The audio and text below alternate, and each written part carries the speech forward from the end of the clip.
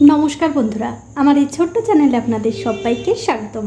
আমি আজকে আপনাদের রান্না করে দেখাবো একদম সহজভাবে সর্ষে ইলিশ। তো সর্ষে ইলিশ রান্না করার জন্য দেখতে পাচ্ছেন এখানে আমি একটা ইলিশ মাছ কেটে ধুয়ে পরিষ্কার করে নিয়েছি। এখন এই মাছগুলো আমি নুন হলুদ দিয়ে মাখিয়ে নেব। পরিমাণ মতো নুন দিয়ে দিলাম আর দিলাম একটু হলুদের গুঁড়ো। এবারে নুন আর হলুদের সঙ্গে এই মাছগুলো খুব ভালো করে মাখিয়ে নিতে হবে। দেখুন মাছ কিন্তু আমি খুব ভালো করে নুন আর হলুদ দিয়ে মাখিয়ে নিলাম। এবারে এই মাছগুলো একপাশে রেখে দিচ্ছি।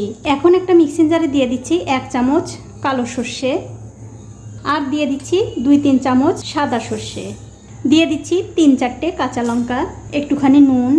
সবশেষে এর মধ্যে জল দিয়ে মিক্সিতে খুব ভালো করে বেটে নিতে হবে। দেখুন সর্ষে আর কাঁচা লঙ্কা কিন্তু আমি খুব ভালো করে বেটে নিয়েছি। এখন একটা কড়াইতে দিয়ে দিচ্ছি সর্ষের তেল। কিছুক্ষণ পর যখন দেখবেন তেলটা ভালো করে গরম হয়ে গেছে, তখন একটা একটা করে মাছ দিয়ে ভেজে নিতে হবে। তবে বন্ধুরা এই মাছগুলো কিন্তু খুব একটা বেশি ভাজার দরকার নেই, হালকা ভেজেই তুলে নিতে হবে।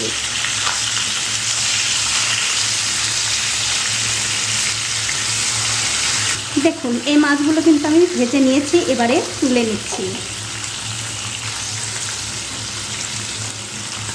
এখন আমি ওই তেলের মধ্যেই ফোড়নের জন্য দিয়ে দিচ্ছি একটা তেজপাতা আর একটু কালো জিরা।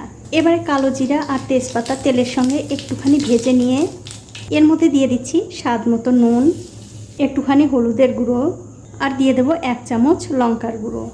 এবারে সব কিছু ভালো করে মিশিয়ে একটুখানি রান্না করে নিতে হবে। তবে বন্ধুরা এখন কিন্তু গ্যাসের ফ্লেমটা অবশ্যই একদম লোতে থাকবে। দেখুন আমি কিন্তু সব কিছু ভালো করে মিশিয়ে দিলাম। এখন আমি এর মধ্যে দিয়ে দিচ্ছি একটুখানি জল। এবারে গ্যাসের ফ্লেমটা মিডিয়ামে রেখে এই জলটা যতক্ষণ না ভালো করে ফুটে উঠছে ততক্ষণ রান্না করে নিতে হবে। দেখুন জলটা কিন্তু ভালো করে ফুটে উঠেছে। এবারে গ্যাসের ফ্লেমটা বাড়িয়ে দিয়ে এর মধ্যে দিয়ে দিচ্ছি আগে থেকে করে রাখা সেই সর্ষে বাটা। এখন আমি সর্ষেটা এই ঝোলের সঙ্গে ভালো করে মিশিয়ে দিয়ে একটা ঢাকা দিয়ে 1 থেকে 2 মিনিট আগে রান্না করে নেব। 2 মিনিট পর আমি উপর থেকে ঢাকাটা তুলে নিলাম। তুলে নিয়ে এই গ্রেভিটা আবার একটু ভালো করে নাড়াচাড়া করে দিচ্ছি। আর বন্ধুরা দেখতে পাচ্ছেন গ্রেভিটা কিন্তু একটু শুকনো শুকনো হয়ে গেছে। তার জন্য মশলার বাটিটা ধুয়ে আমি একটুখানি জল দিয়ে দিলাম, আর তার সাথেই দিয়ে দেব একটুখানি কাশ্মীরি লঙ্কার গুঁড়ো। এতে করে এই সর্ষে ইলিশের কালারটা খুব সুন্দর হবে। এবারে লঙ্কার গুঁড়ো আর জলটা সর্ষে বাটার সঙ্গে ভালো করে মিশিয়ে দিয়ে এর মধ্যে দিয়ে দিতে হবে আগে থেকে ভেজে রাখা সেই মাছ। তার সাথে দিয়ে দিচ্ছি 3-4টে চেরা কাঁচা লঙ্কা, আর দিয়ে দিচ্ছি সামান্য একটুখানি চিনি।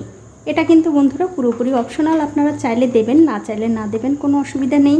এবারে এই ঝোলটা মাছের সঙ্গে হালকা হাতে একটু মিশিয়ে দিয়ে গ্যাসের ফ্লেমটা মিডিয়ামে রেখে 5 থেকে 7 মিনিট রান্না করে নিতে হবে।